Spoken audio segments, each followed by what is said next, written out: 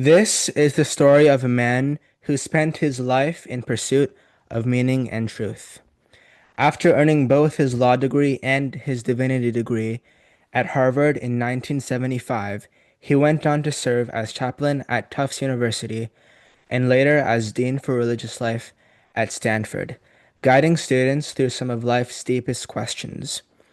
He's the author of Finding Your Religion, a book that has helped countless readers explore their own spiritual paths. Known for his ability to bring together philosophy, history, and lived experience, he has been a voice for thoughtful dialogue in times of division. This is the story of Scotty McLennan, a lawyer, a minister, teacher, and writer whose journey offers profound lessons on how to live life with meaning and integrity. Scotty, welcome to the show. Thanks, John Lincoln, and thanks for that very kind and generous introduction. It's a pleasure having you. So let's get started. What sparked your initial interest in law as a child? I was a very argumentative child, and so my parents were always saying, "You should be a lawyer someday. You just, love to argue, you love to make your points. So calm down now, but be a lawyer someday." So I always planned to be a lawyer, and that just went on right through high school and college and went right on after college to law school. And also, what sparked your interest in kind of like philosophy and religion? Yeah. Well, I grew up in a pretty conservative Protestant Christian family in the Midwest, and was church going and all of that. I became a kind of self-proclaimed atheist in high school, kind of rejected all of my religious background. I got to college, and there was both a whole social justice orientation of religious people, the university chaplain, the divinity school at Yale, where I was as an undergraduate, which was enticing and interesting to me. And I also got interested in Eastern religion at the time. And so as I went through college, I thought, I can't just go to law school. I've got to explore this interest in the meaning of life and the big existential questions. So I ultimately found how I could go to some place where there was both a law school and a divinity school right across the street from each other. And I could kind of run back and forth and do both degrees after college. Completing just your law degree is challenging enough. How did you manage to do both of them at the same time? Well, I could just take elective courses at the other place, and the law degree is 3 years, and the divinity degree to become a minister is 3 years. And by running back and forth across the street and getting some credit, dual credit, I was able to do it in 5 years rather than six. But I don't think I worked any harder than any normal law student or divinity student would have to pursue those two together. And I know that after you finished with your degrees, you served as a lawyer defending criminals in a low-income community, isn't that right? Close. I wasn't a public defender, which would be defending criminals.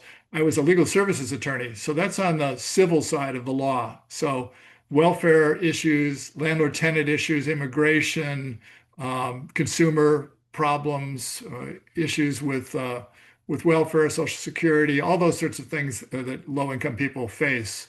So that's the kind of law I did for 10 years after getting out of law school and divinity school. During this time, how did you feel in your current job and position? Did you enjoy it? Yeah, I did. I mean, I felt very strongly about my clients and about what I was doing. What it turned out I didn't really enjoy that much was all of the game playing that lawyers do. It really is throwing paper back and forth at each other and developing these strategic arguments to put in front of a judge. And I just wanted to help my clients. So there was some frustration for me in the day-to-day practice of law, which seemed to be too much time in law libraries and too much time, developing arguments to present in court and not enough time just going right for the needs of my clients. Can you share your experience on how you decided to go on your 1 year long trip around the world? Oh, yeah.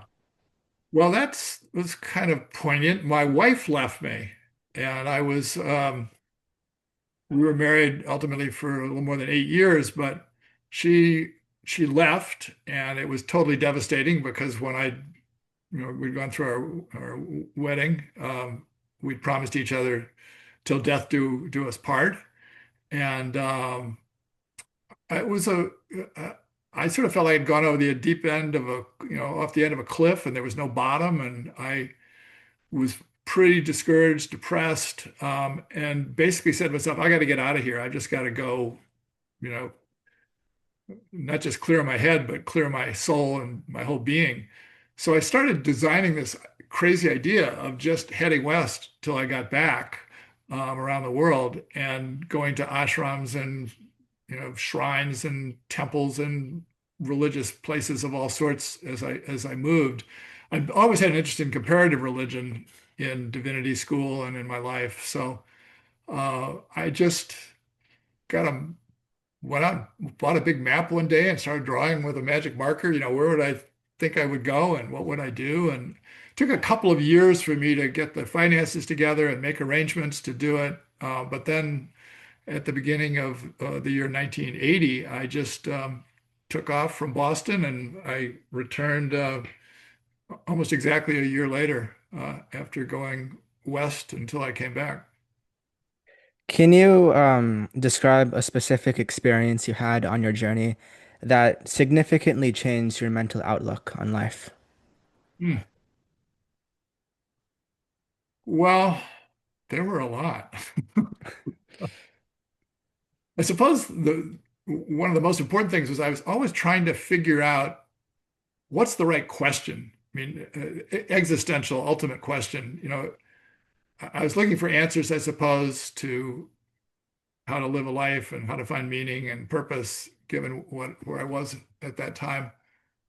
But I sort of came to maybe this was in Micronesia, somewhere, like Ulithi or Palau or one of the Micronesian islands that I was, traveling through on the way to Indonesia and to the island of Bali, where I had a pretty formative experience in a Gandhian ashram on Bali, where we'd get up at 3 o'clock in the morning and do yoga and meditation on the beach, and then there was some social service stuff we do during the day with kids who had malaria, and it was a pretty moving experience. And I guess what came out of that and it had been building up was the question, why are we here? And it ultimately was four questions for me. Why are we here? Why are we here? Why are we here? And why are we here? Mm. So I remember sort of hanging out in a bar in Bali one night with a guy who was a copper miner from an island way out in one of the islands of Indonesia. He'd work for 6 months, really tough work, and then he'd come back to Bali and just spend 6 months sort of hanging around, relaxing, and I guess spending time in bars. And I was talking to him about this. I was saying, "Look, I've been looking for the right question, and what do you think of this? Why are we here?" And he looked at me like I was crazy. He said, "I don't know, mate. I mean, if we weren't here, we'd be someplace else." So I thought, okay, here I am trying to dream up these pompous, profound questions, and I think I've got the question finally, and get some guy to just cut right through it. Um, so, that's one of many experiences I had as I traveled that were, sort of turned me this way and then turned me that way. Now, what prevented you from just moving to one of these places and living there for the rest of your life? Oh, I definitely thought of that. Oh, for sure. Uh, I guess I wanted to come back and design some kind of new legal ministry where I could do my legal work and my ministry work in a much more integrated way than I've been doing. I've been working um, in a legal services office, a government-funded legal services office, and I was thinking, can I set up something on my own with churches in the Boston area where we can really integrate the law and the ministry more effectively. And I ended up setting up something called the Unitarian Universalist Legal Ministry in this different part of the same area of the city of Boston, the low-income area of Boston and Dorchester. And there we tried to help our clients holistically see their legal problems in relation to their whole life situation. And I felt this was meaningful work. This was really what I wanted to be doing and how I wanted to be doing it. It wasn't just, running off to court with other attorneys, but we actually called ourselves a we try to do conciliation. We call up our clients' adversaries and say, "Hi, we're a legal ministry. We'd like to conciliate this matter." And they say, "You're a what? And you want to do what?" And we'd say, if you want to play hardball and go to court, and so we can do that. And we'd actually recruited a bunch of lawyers through Unitarian Universalist churches in the Boston area. But about 75, 85% of our cases we were able to do through conciliation. And the problem with the law is, you end up maybe winning or not, but both sides are sort of go away unsatisfied. They feel like they didn't really get what they needed and what they wanted. And it's an adversary system. So I think what I was doing during that year was saying, I do need to go back home. I do need to rethink my career orientation and my calling, my vocation. I've got to somehow put law and ministry together more effectively. And I sort of used the year as I traveled as a way of thinking about how to do that and what it might mean. But I never really thought I'm just going to stop here and stay. It was always with the orientation of getting back to this low-income community I'd come from and um, trying to do it in a new and more effective way. Now, when you came back, how exactly did your new law firm function exactly? I'm a bit confused. Yeah. So it was a storefront operation in, a crossroads community with a lot of different ethnic groups in that particular area, all low income. And so and it had this big sign up over the door called the Unitarian Universalist Legal Ministry. And people would kind of come through the door and say, what the heck is this? But I got a problem. Can you help me out? The services were free to clients, and it was supported by an old line social service organization that the Unitarian Universalist Association had founded actually in the early 1800s. It was the guy who founded that organization is known as one of the founders of American social work. So we had funding through this old line organization. I had a bunch of churches in the Boston area that said, we'll support your work. I had divinity students and law students working in the office. And the idea was that we tried to really help our clients with whatever they came through the door with. There was no charge to our clients. Um, and try to not only help them with the sort of surgically with whatever the legal problem presented was, but try to contextualize it. So, obviously somebody can come with a landlord-tenant problem and their child is very sick because got pneumonia, but they don't have any heat in the apartment. The landlord's turned the heat off, and then they've got problems with a bank foreclosing, but then they've got family problems because the husband and wife are at each other, and then they're immigrants and they don't have sufficient papers as immigrants, and so plus the bottom line is they're poor. So how can we help people maximize their income? How can we help them in job search? How can we help them if they're disabled with SSI, Social Security benefits? How can we help them with Medicare, Medicaid? How can we help them with whatever they need sort of holistically? And some of our clients would say, but we see you're this ministry. I don't understand why these horrible things are happening to me. I've tried to be a good person and lead a good life. And they say, can you pray with me? So we'd say, of course. And so we would also integrate that part of people's needs into trying to look at their life holistically. And we work with community organizations, tenants' rights organizations, welfare rights organizations, and so on to help them get involved with community activities that might help them with their issues. Yeah, and out of all the world religions that exist, why did you decide to settle on Unitarian Universalist in specific? Well, how do I make this short? Um, after I'd gone through the stage of being an atheist and getting to college and finding this social justice orientation to Christianity, which was much more liberal and compassionate than the one I grown up with, and got interested in Eastern religion. I did spend a summer during college living with a Indian Hindu priest in northern India, trying to explore Hinduism because I got so interested in yoga and meditation and so on. And that was very formative for me because this priest knew the Bible better than I did, the Quran, Buddhist scriptures, Hindu scriptures. He's just very open. He took me out to visit temples and shrines, and he was a Gandhian. He'd been involved in the liberation from the British in India. So he had me read a lot of Gandhi, and he taught me how to meditate. And I just had fabulous conversations with him. And he had this philosophy that there are many roads up the spiritual mountain, and that they all a lot of them merge at the top. I mean, some that go over cliffs or cul-de-sacs and go around in circles, but the big major world religions are, ultimately merge at the top of the mountain. And I was just amazed by the breadth of his understanding and so on. But I said at the end of the summer, because I was so engaged by this Hindu pluralistic approach to religion, I said, I want to become a Hindu. How do I do that? He said, you missed the whole point of everything I've been teaching you.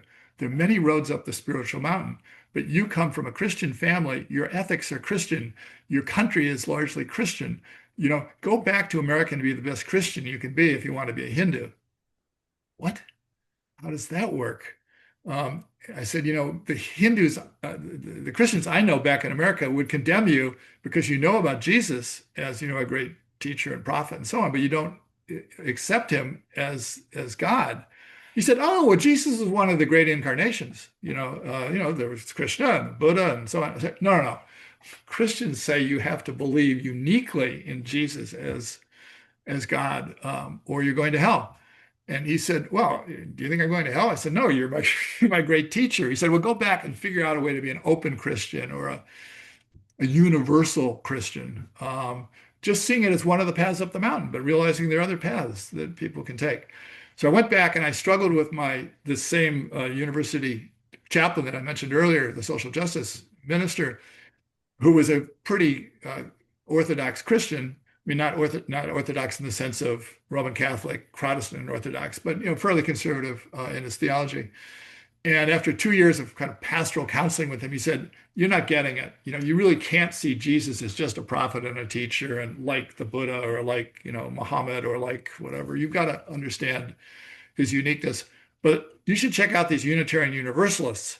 I've been up at a Unitarian Universalist church in Boston, helping young men who are trying to conscientiously object to the Vietnam War. I've been taking their draft cards, taking them down to the Justice Department, and these Unitarian Universalists are long on ethics, but they have this very open approach to theology. In fact, they're probably pretty short on theology, he said. But I think you can find an opening there to the religions of the world, but still be a Christian of the sort that you describe there. So I did. I checked out Unitarian Universalism, read a lot about it, went to my local church when I went back to Chicago, where I grew up, and became a Unitarian Universalist, and then proceeded to become a Unitarian Universalist minister, but still claiming to be a Christian Unitarian Universalist, or a Hindu Christian, sometimes I call myself. So just being open to all of the religions, Unitarian Universalism gave me that opportunity to do that. Now, what were some challenges you faced during these early years after you came back from your trip?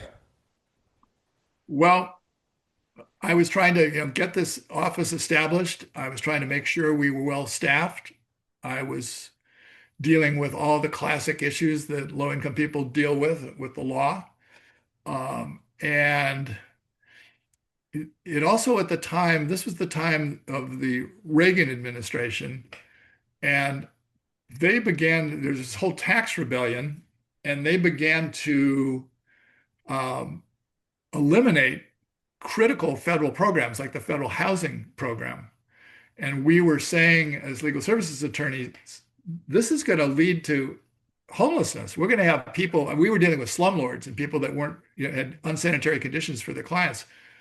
So this is going to lead to people, being on the street, people being in subway stations trying to, find a place to be warm. This is going to lead to homelessness. Well, sure enough, that's what happened.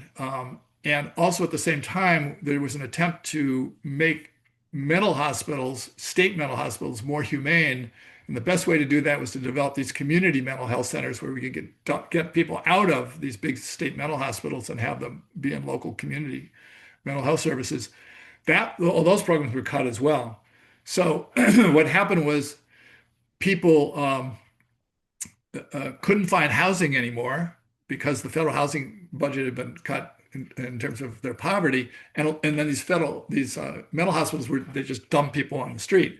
So sure enough, we had a huge homelessness problem in America, and now we're trying to deal with that, but it's hard to deal with you know representing your clients when and trying to help them with their landlords when they don't even have landlords now because they've been dumped on the street. So I'd say that was one of the largest challenges. And then it was frustrating over time because by the end of the 80s, a lot of people had forgotten that we'd made a political decision to eliminate, the housing budget for low-income people and do the stuff with mental hospitals. So churches and other places started charitably trying to pick up the slack and have some homeless shelters in their churches or to provide food to low-income people and so on. But it was a political decision that we'd made. And although people would say, well, this person is an alcoholic, or this person has mental problems, or this person lost their job, or this person is a mother, with too many children and nobody to support her, those were not really the reasons we had homelessness, and we've completely forgotten that in society now. And the homelessness problem is immense now. So it was a real wake-up call to me that political decisions made out of Washington and other parts of the country could so radically affect the lives of low-income people and affect the work we were trying to do. And then to have all of society, in effect, have amnesia and forget about it 10 years later and think it's an individualized problem and blame the victims, blame the homeless for their problems, rather than the fact that we made this as a political decision. There were very few homeless people when I first started practicing law with landlord-tenant law in the 1970s.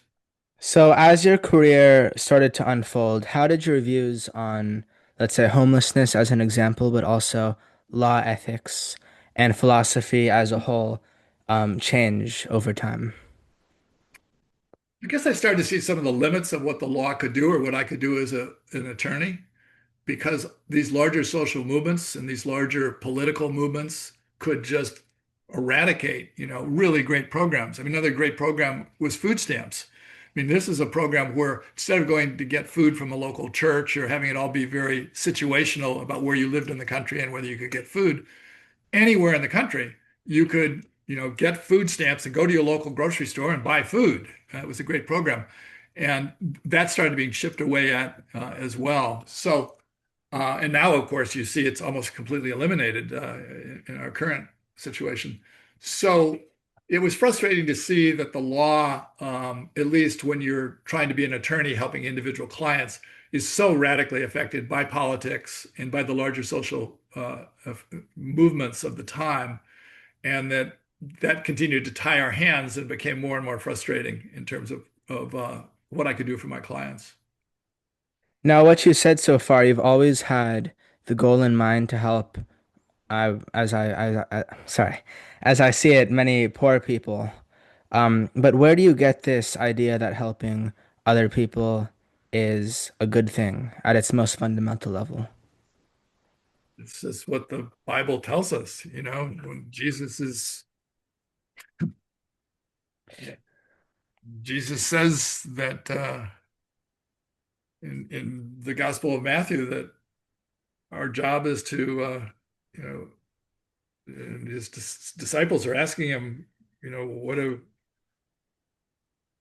what have we done for you? And he said, when I was hungry, you fed me, and when I was thirsty, you gave me things to drink. When I was a stranger, when I was an alien, you accepted me, you brought me in.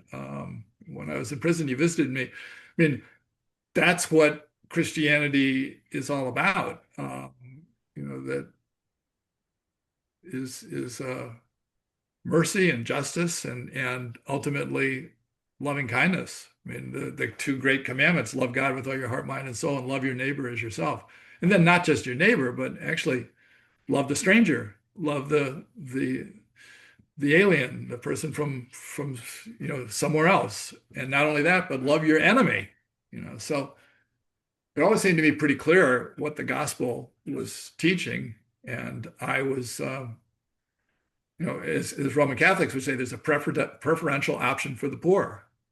That's what we're supposed to be doing is caring for those who are most in need. And as Jesus said, as you do this for the least of these, my brothers and sisters, you do it to me. Now, I have a quick question on what you were talking about with the with your spiritual path up a mountain and how the major world religions sometimes merge at the top. How come like smaller religions or ones that are very niche don't, as I understand it, merge at the top as well? Oh, I think, there's lots of what we would call small religions or movements or whatever that are, just smaller paths to the top of the mountain. I mean, I worry about some movements that have, somebody at the top who's just trying to make money, or somebody at the top who's bent on violence, or somebody at the top who's um, leads their followers to drink Kool-Aid and commit mass suicide or so on. But I mean, there's obviously some bad religions out there that don't get to the top of the mountain. But I think there's many different paths, not just the major world religions. Yes. So you also mentioned how when you were an attorney, you felt how you couldn't really do anything about the law itself, right? Did this ever make you want to like change the law yourself, like by running for a political office? I never was interested in that. I now say to people, you should run for political office. We need good people in political office. But I don't know. I never was interested in that. I guess I wasn't that much of a mean, I was actually afraid of public speaking. This was a problem as I got on through law school and through divinity school. I realized, uh-oh, I'm going to have to speak in public as an attorney, in court and so on, and I'm going to have to speak in public from pulpits as a minister. How did I get into two professions when I'm not, I don't feel confident in public speaking? So certainly being a politician, that's what you got to do. So it wasn't the the realm for me. I was having enough trouble trying to be a lawyer and be a minister. Yes. So after um, you had a law firm in, you said Boston, was that correct? How did your career go on from there? Obviously, you've changed your job since then. Well, my wife put an ad on the breakfast table one morning for the position of the university chaplain at Tufts University in Boston. And I said, "What the heck is that? I'm an attorney, working with low-income people here in the city, and what would I want to do in academia?" And I was a little cynical about that. I said, we go to college or to graduate school or whatever in order to be able to do something in the world. And I'm trying to be out here do something. And people who teach, it seems to me, especially at college level, I was cynical. I said, the problem there is if you can't do it, teach it. So I sort of had this notion, this is not a useful way. And she said, well, no, wait a minute. There's a lot of students who you could work with who could, in a sense, leverage the small little work you do in this inner city thing. You could get involved with the student volunteer organization, on campus. You could help students think big, and you could have a multiplier effect on the kind of work you want to do and so on. Why don't you just go check out what a university chaplain is all about? And by the way, you may remember your own university chaplain was the one that led you into social justice work, into anti-war work, into civil rights work, and all that back when you were in college. So um, a chaplain is an honorable thing to do. So I went and checked out this job at Tufts, thinking I didn't have a chance at all to get it because there were people who were experienced in college chaplaincy who were applying. And serendipitously, I got the position. So, and I ended up being the chaplain at Tufts for 16 years. And then the same thing kind of happened with Stanford, where I got a call from Stanford one day saying, would you be interested in a similar position out here called Dean for Religious Life. And I said, wow, what an honor to hear from Stanford. But we're really settled in Boston. We'd been there for 30 years at that point. And, I'm happy at Tufts and I'm happy with what I'm doing. But my wife at that point said, well, wait a minute.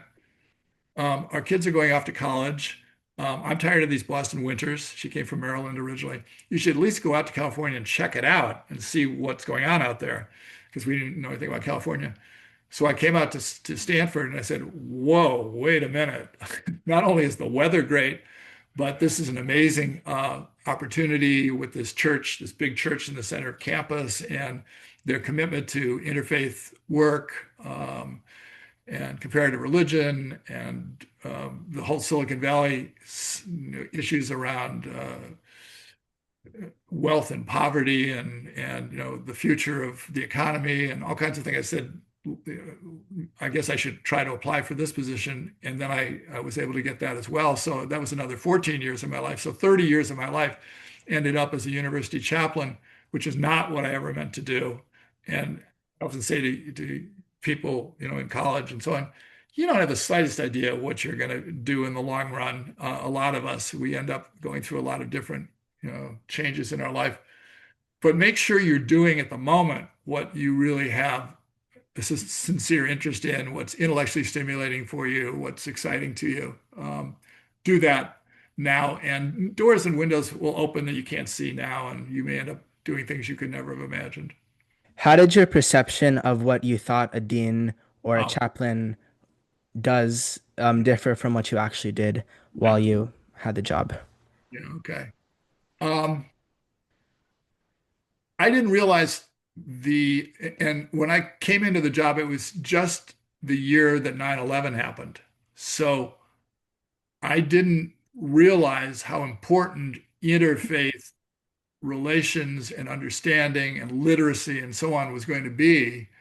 And that became really the centerpiece of what I was doing rather than dealing with issues of wealth and poverty in Silicon Valley. And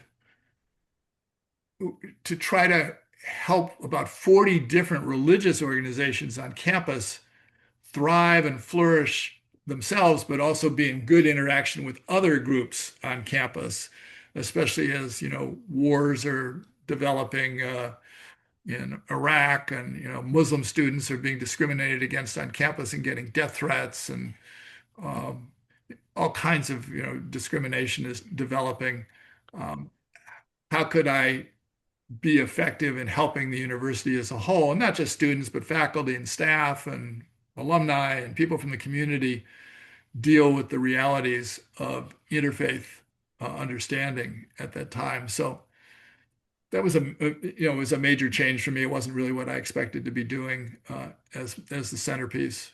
And I also was obviously doing a lot of religious stuff that I hadn't been doing before. I mean, should have known that, but now I'm preaching, every other weekend and otherwise presiding at services at Memorial Church in the center of campus, and I'm doing weddings and memorial services and baptisms and namings for children, and a lot of kind of traditional ministerial things that I hadn't been doing before, and some teaching. So teaching courses of various kinds. All of this was new to me in chaplaincy, and not just at Stanford, but also at Tufts. All the things I mentioned there, working with, I mean, 9/11 hadn't happened, but working with different religious groups and trying to keep them from each other's throats and help secular people in the university understand what these religious groups are all about and how religion relates to secular life and the life of the mind. And how did helping all of these different religious communities personally affect your view on your own religion? It always made it more generous. I was always learning from these other religions. I was able to understand some parts of my Christian orientation better, things like fasting that I never understood. Why do these Catholics fast on Fridays that they used to, or on Good Friday before Easter, whatever. But by understanding Ramadan and how Muslims fast and why they fast and what that's all about, or Jews and Yom Kippur and keeping kosher. Why would people, limit what they eat, but understanding the reasons why they did that helped inform my understanding of relationship to food, relationship to um, what we do 3 times a day, or more or less. And that went for meditation and prayer. Having time doing Buddhist meditation, Hindu meditation helped me develop a more robust Christian prayer life, one that wasn't just petitionary prayer, oh God, please do this for me, but was much more centering prayer or meditationally or contemplatively oriented prayer. So, yeah, I was always being informed by and learning from and developing through my understanding of other religions. Now, during this time, you also wrote numerous books. What inspired you to have the motivation to write all of these books? Hmm. Well, I had things I wanted to say, so and I wanted to say them more broadly than just in the context I was in, and that all was a little bit serendipitous from the start as well, though, because again, I'd had an interview, I think, in the Tufts alumni magazine, and a Tufts alum um, saw it, and she called me up and she said, um, I'm a book, I'm an agent down in New York, and I think we could make a book out of this. And I was saying, you could do what? And she said, yeah, I think, there's really good material here. And I said, well, I don't have time to write a book. I'm just trying to be a chaplain here. And she said, well, I don't know, think about it. And then she called me up a week later and I said, well, I've thought about it, but I can't really do this. This went on for a while. And ultimately she kind of convinced me to, and I talked to my boss, the president, the provost of the university that I reported to, and they said, oh, that's important in academic life, that you have a writing project and you think about writing a book. And here's how you can do it. You get up early in the morning and you commit yourself to doing 2 hours of writing each day before you get to work, and so on. So with that kind of support, I went ahead and plugged away at writing a book and got my first book out, which is called Finding Your Religion. It's back on the wall there behind me. Finding Your Religion When the Faith You Grew Up With Has Lost Its Meaning. And once I'd done that, then I also had some opportunities with sabbaticals later in my career. So when I was at Stanford, and took a year to write a book called Jesus Was a Liberal, Reclaiming Christianity for All. And I also had some opportunity to write a book that was business oriented, because by this time I was serendipitously getting involved with business schools and doing some business ethics teaching. And another sabbatical later, I was able to write a book for Unitarian Universalists on Christ for Unitarian Universalists, because a lot of Unitarian Universalists are not into Christianity at all. They call themselves humanists and atheists and maybe earth-centered spiritualists, or into Buddhism or Hinduism or Judaism or something else, but not into Christianity. So I was able to write a book which I thought would help Unitarians understand Christianity, but also help them have dialogue with the mainstream religion in America, which many of them, didn't even know how to talk to Christians. Can you explain some specific examples of how your view of Christianity differs from the mainstream view of most people? Yeah. Well, certainly the idea that Jesus was a great teacher, a great prophet, but was not identical with God. And so most Christians would say, well, that's it, you're out. And not only that, that's heresy. But I genuinely think by reading the Bible that Jesus would have been quite surprised, if not appalled, to be called God. I mean, he was a good Jew, and there is no God except God, as Muslims say, but also Jews have always said.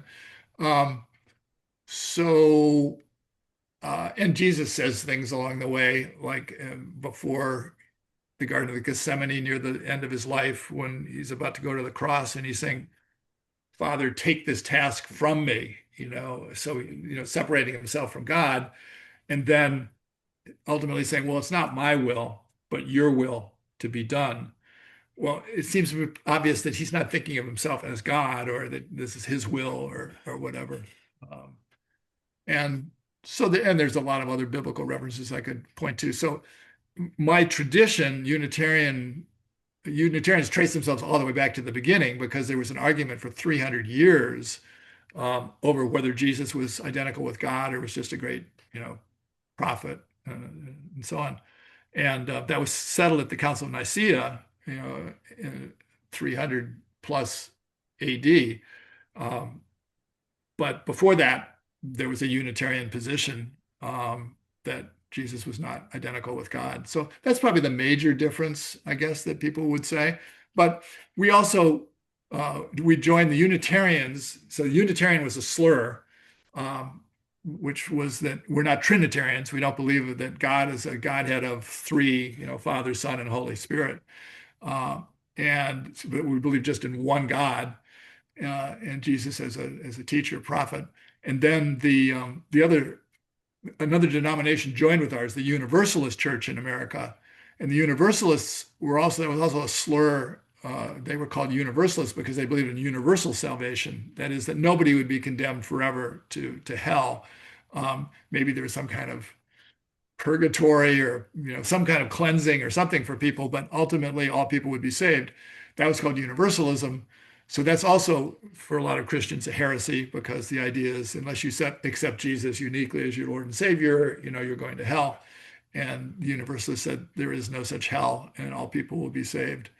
So those are two major, I guess, heresies you'd say that separate Unitarian Universalists from mainstream Christians.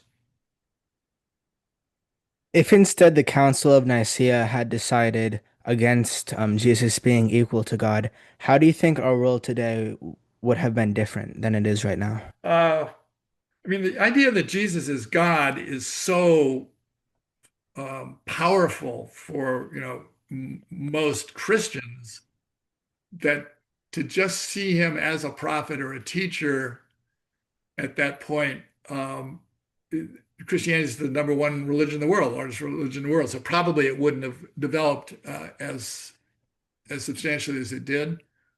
Um, would it have created this proselytizing religion where people are told they're going to hell if they don't join it? Uh, Probably that would have been lessened. And, since I think that's had a lot of negative impacts, whether it's the Crusades or the Spanish Inquisition or, the Holocaust or whatever. I mean, there's been a lot of negative things that have come out of this Christian exclusivism. Um, Maybe some of that would have been blunted. But, all religions have their downsides and they all somehow preach peace, but then go to war.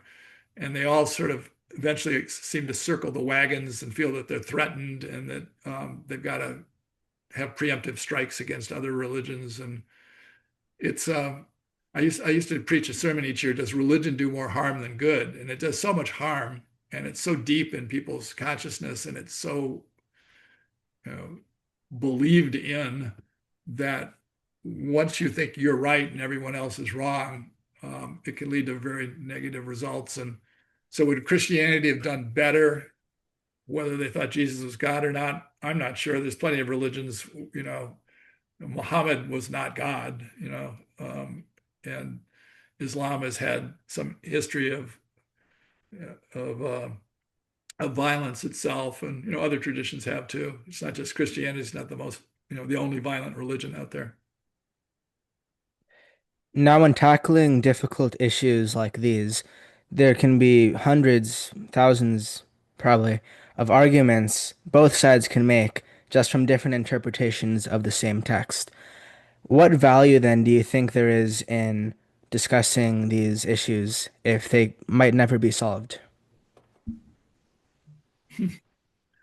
We humans got to keep trying. I mean, you've got to take the most basic humane values and try to live them out and debate them and try to create institutions around them. And we keep doing our best. I guess it's Sisyphus pushing the great rock up the mountain only to have it fall back again, but you got to get back and push it up again. Yeah, I think perseverance and in in service of the great values of love and justice are is is what we need to do. Now, circling back to your book, Finding Your Religion, you talked about the six stages people have in life regarding their views on religion. So how have you personally progressed on that journey since the writing of the book? These are six stages of spiritual development, sort of like stages of cognitive development as we get older, or stages of social and emotional development as we get older. Um, and these stages are not necessarily beyond the first several stages. I mean, there's a stage early on where you're imagining ghosts and things under your bed and all of that.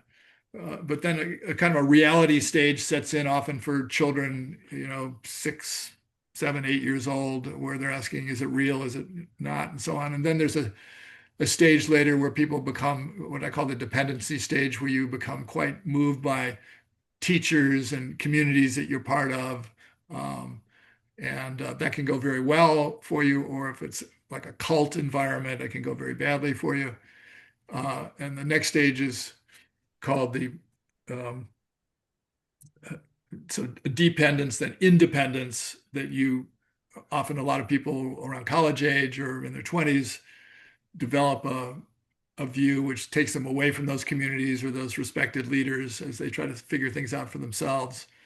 And then an interdependence stage for people often in their 40s, 50s, where they begin to be able to see the importance of community and of recognized leaders and so on, but at the same time, they have some independent distance from their tradition. And then finally, what I call the unity stage, which is the stage at the top of the mountain we were talking about, where mystics and people who see all of life as interconnected and have a very generous, compassionate view of how humans should be with each other. That's sort of the final stage. Not all of us get necessarily even beyond stage three. I mean, stage three of dependence. I mean, if you have good community, good relations, good leaders, that can just be fine for you for the rest of your life. For me, I definitely went through the independence stage, which I've described, with you a little bit here already.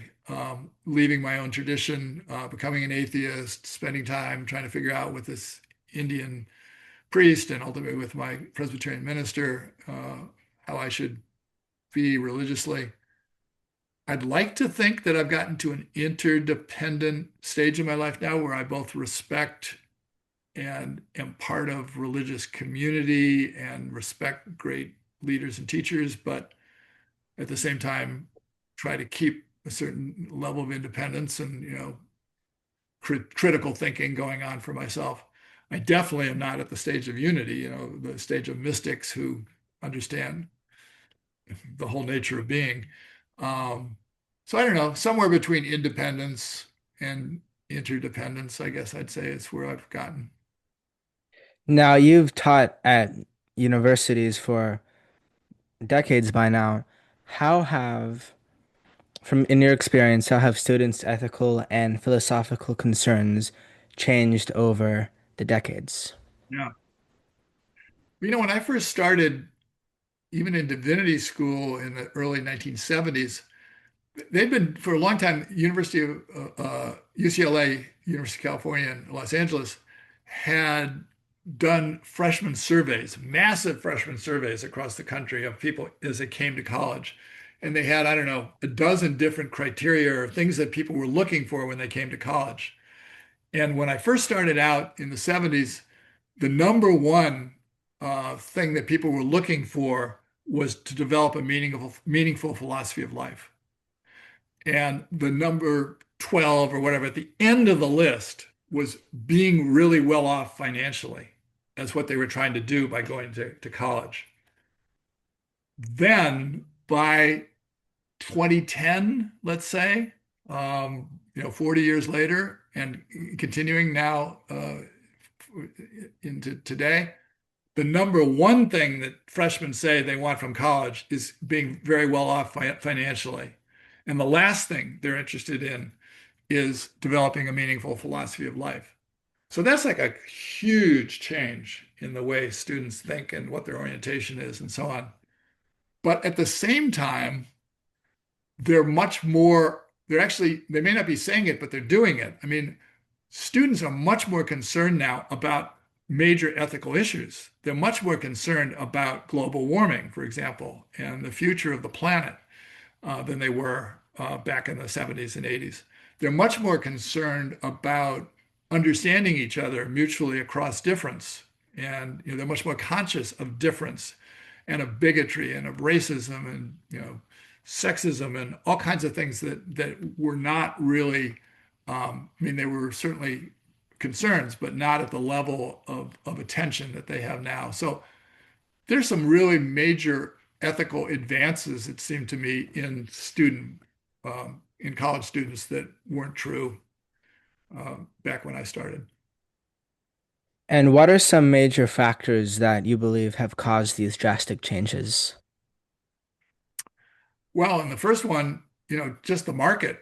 I mean, when I was in college, there was sort of an assumption, of course, you could get a job, and there was also a war on, the war in Vietnam, and so there was a strong anti-war movement. Civil rights movement was coming out of the 50s and 60s, was still a very strong motivator for a lot of people. And then the 1970s, actually, Tom Wolfe, the author, called it the me decade. People started turning inward and doing meditation and yoga and all kinds of stuff to about me, the me decade. And then in the 1980s, as I mentioned, there was a conservative rebellion, the Reagan Revolution, and so on. So each decade sort of um, led to substantial changes. What was it? How would you say the question again? What were you trying to get at? What are some of the major factors that have caused these changes? So I'm still on topic here. Um, and then into the 90s, there were uh, an attempt, it was, there was sort of attempt to get the parties talking to each other, and Bill Clinton, who was the president, was able to sort of reach across the aisle in certain ways. And um, economically, we seem to be doing somewhat better. I remember Clinton was elected by saying it's the economy, stupid. But I think for students, always the question is, can I get a job when I get out of college? And when getting a job wasn't that big an issue, back in the 60s and 70s, it was easier to look to other areas of concern. Then you get into the 2000s, you've got 9/11, you've got all that went on subsequently to that. Then you had this huge economic crisis of 2008 with the real estate market tanking and the banks having to be basically nationalized and so on. And I'm not sure we quite ever got out of that. And then we hit COVID and all of what went on with that, and people missing time in school and economic insecurity of that time for students. So I just think a lot of it comes down to the economy. And then, we could also talk about the cultural differences, the culture wars of today versus what it looked like back when I started. I mean, when I started, the public face of Christian religion was very liberal. It was Martin Luther King Jr., it was Cesar Chavez, it was my chaplain at Yale, William Sloane Coffin. These were people trying to deal with civil rights and anti-war activities and so on.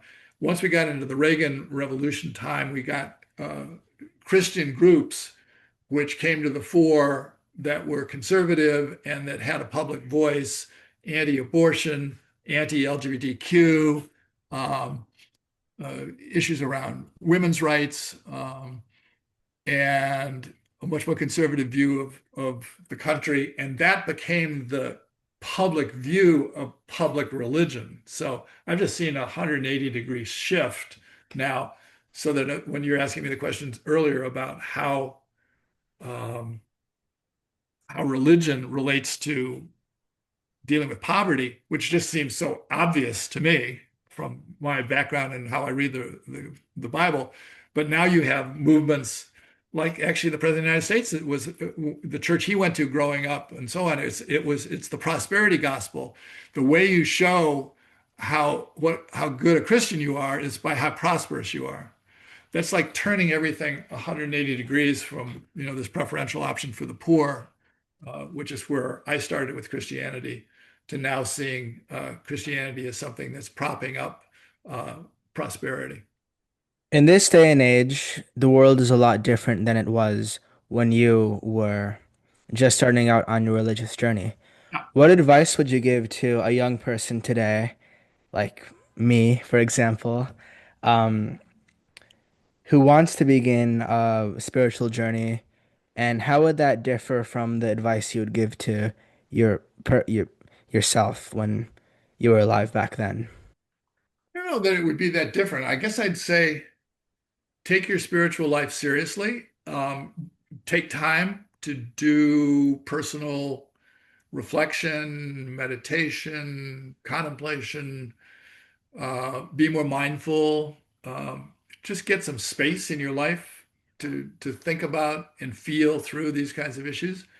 Try to find a good community to do it with, but always be leery of communities that they can become, the risk, the most horrible risk is them being a cult or them taking you over.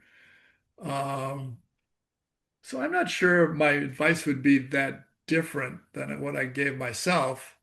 Um, Always make sure that you keep your intellectual faculties about you. I've always had problems with people who talk about a leap of faith away from their reasoning. I mean, reasoning should be part of your whole understanding of faith, of the world. I mean, science is important. Science is how important way for us to understand the world. So to me, my religious development always paralleled my intellectual and scientific development because there's discoverable natural laws that the scientific method help you learn about, and darned if they're not consistent and trustworthy. And that's how I think of the universe, in a religious sense too. Well, this has been such an insightful and wonderful conversation. Before we close, is there anything else you want to leave the audience with? Well, I guess it would be that this all religion, spirituality is very important. I mean, it's at the center of our being, and it relates to meaning and purpose and why we're here. And for me, the most important part of that comes down to love.